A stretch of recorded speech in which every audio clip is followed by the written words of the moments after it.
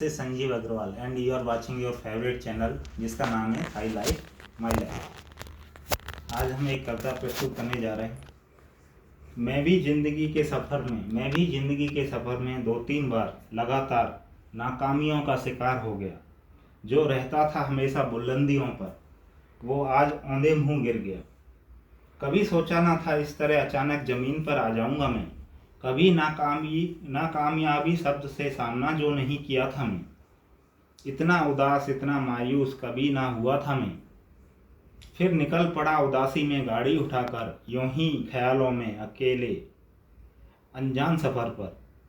रुका तो पाया अपने आप को सुनसान जंगल की एक डगर पर। रात हो चुकी थी, थकावट भी बहुत घनी थी और दूर दूर तक कोई भी रोशनी नहीं थी।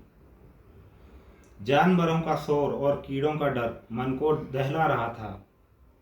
आवेश में किए अपने फैसले पर अब मैं मन ही मन पछता रहा था।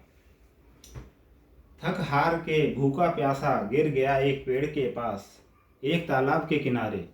छोड़ ही दिया मैंने अब अपने आप को किस्मत के हवाले। जीवन का अब अंत जैसे करीब नजर आ रहा था। फिर अचानक जुगनुओं का एक झुंड करीब आया। बहुत सारा शोर लेकिन रोशनी भी साथ लाया। उस पेड़ की टहनी पर एक छोटी सी चिड़िया सर्दी में घोंसला बना रही थी। बार बार गिरे हुए तिनकों को उठाकर अपना आशियाना बसा रही थी।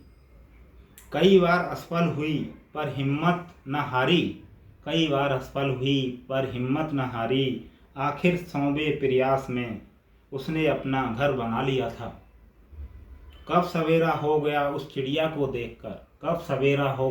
चिड़िया को देखकर अब मुझे जीने का मकसद साफ साफ नजर आ रहा था। सुबह हुई तो सारी थकावट दूर हो गई थी। आँखों में अब नए हौसलों की अनेक उम्मीदें जो थीं।